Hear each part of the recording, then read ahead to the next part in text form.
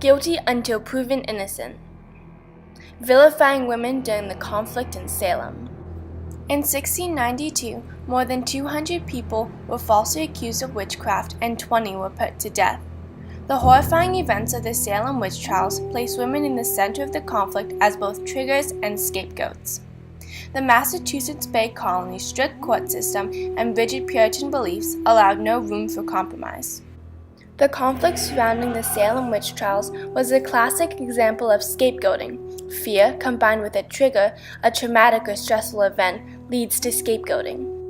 Scapegoating is when a person or a group is made to bear the blame for others or to suffer in their place. Life was hard for the Puritans of Salem, but three main fears gave them cause for anxiety: fear of the devil, fear of the Native Americans, and fear of their own neighbors. In 1692, everyone believed in witches. Witches were often women who made deals with the devil. They were given special powers in return for working with Satan. For 3 centuries, Europe had been consumed by panic over alleged witches. There were tens of thousands of accused witches, and more than 75% of them were women. As a strongly religious community living in near isolation in the New World, the Puritans had a heightened sense of fear of the devil. The people of Salem associated Native Americans with witches and dark magic. In 1676, the Native Americans killed 10% of the adult male settlers during King Philip's War. By 1692, the Wabanaki tribe moved within 50 miles of Salem. The people lived in constant fear of attack. Particularly at a time when Indian warfare was rife, many of the people involved had been living on the border where there was considerable conflict with Indians in the year or two before then, and this atmosphere of fear and hysteria fueled these charges, which then snowballed out of hand. Salem was divided into 2 main sections, Salem Town and Salem Village. Wealthy merchants lived in Salem Town. The people of Salem Village, the present-day Danvers, were mostly farmers. The Salem villagers wanted to break away from Salem Town and form their own parish. There was much quarreling. Most of the witchcraft accusers were from Salem Village. Most of the accused were from Salem Town. With fear brewing, 8 Salem girls stepped into the middle of the conflict. The girls were the first to be afflicted, the ones who created the drama, and were the chief accusers. Women were also the majority of people tried as witches, and the ones who professed their innocence until their hanging. Men, of course, played a role as well. They were the judges, the doctors, the government officials, husbands, fathers, and in a few cases, the accused. But it was the women who had the center stage in Salem. In January 1692, Reverend Parris's 9-year-old daughter Betty, along with 11-year-old Abigail Williams and Ann Putnam Jr., started to have fits. They screamed, threw things, and contorted themselves into strange positions. Dr. William Griggs examined the girls, but he found nothing wrong. They must be bewitched.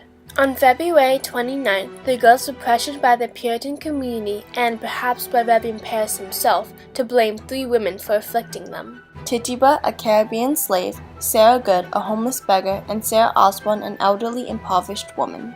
Before these bizarre fits, the girls had secret enchanting sessions with Tituba. They used folk magic to predict who their husbands would be, and Tituba told wild stories. On March 1st, the 3 women were arrested. Tituba made a shocking confession that she and the other 2 women were approached by Satan, and they all agreed to do his bidding. Tituba knew that if she didn't confess, she would be tortured or possibly hanged. She saved herself and pointed the finger at others. The interrogations began. The first to be found guilty and hanged was Bridget Bishop. Others soon followed. Even some women of higher social status, including the governor's wife, were accused. What caused the fits exactly? The girls led oppressive Puritan lives and may have rebelled in protest. They saw the opportunity for power and capitalized on it. Some historians believe that ergot poisoning from a fungus that grew on rye caused the fits. And other historians believe that the parents of Ann Putnam Jr. told their daughter to accuse neighbors who had land that they wanted.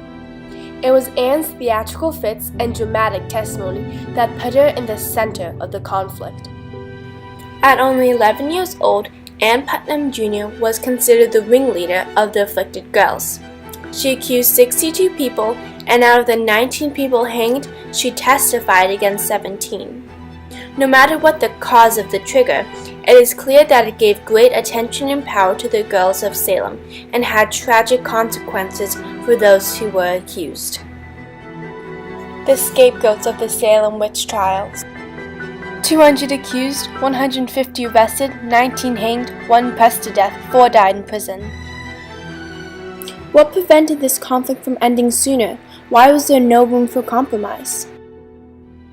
The two main reasons were the strict colonial court system and the rigid Puritan beliefs. The law of the Salem witch trials was a mix of biblical and colonial law. The colony created the court of Oyer and Terminer especially for the witchcraft trials. This court did not use the principle of innocent until proven guilty. If you made it to trial, the law presumed your guilt. The court relied on 3 types of evidence: confession, testimony of 2 eyewitnesses to the act of witchcraft, or 3, spectral evidence. We're allowing something called spectral evidence, which is essentially the idea that, I'm in a courtroom, I'm an afflicted girl, I say I see the specter of Rebecca Nurse floating around, hurting me, stabbing me, biting me, whatever, and that's being used as real solid evidence that Rebecca Nurse is a witch. Bad acts by the accused and witches' marks also counted as evidence of witchcraft. The accused was not allowed to present a defense in the trial.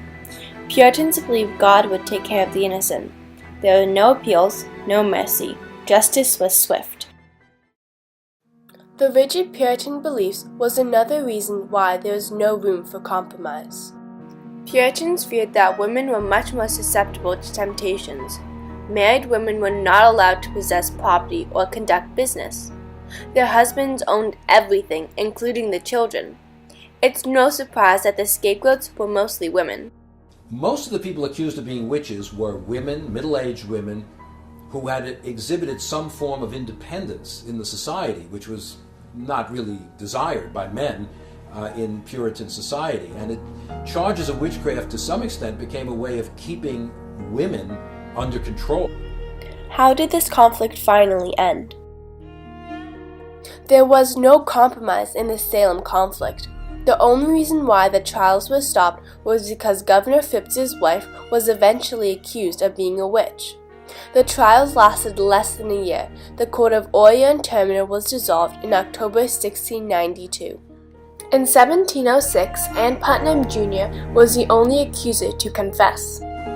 And this is her confession, which she had to stand up before the congregation, and she basically says, I'm sorry for accusing people that I now believe were totally innocent. She acknowledges, what mistakes she had made, although, it's couched, the devil made me do it.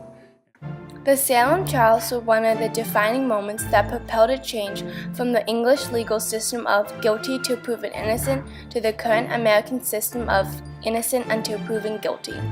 After 1693, America turned away from cruel and unusual punishment and instead used questioning rather than torture to gain the truth. The formula for a witch hunt is fear plus trigger equals scapegoat.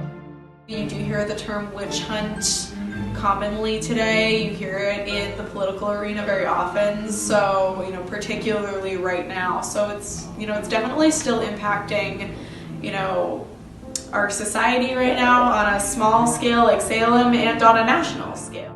Contemporary examples of witch hunts include the Japanese-American internment camp after Pearl Harbor, the McCarthy hearing on communism, and the persecution of the gay community at the start of the AIDS epidemic. These events bring the lessons of stereotyping and prejudice full circle. The conflict of the Salem witch trials vilified women, undermined the Puritan order in New England, and became an important historical point against which many contemporary events are measured. We should learn from Salem so that we don't allow fear to manifest into horrific acts against the innocent ever again.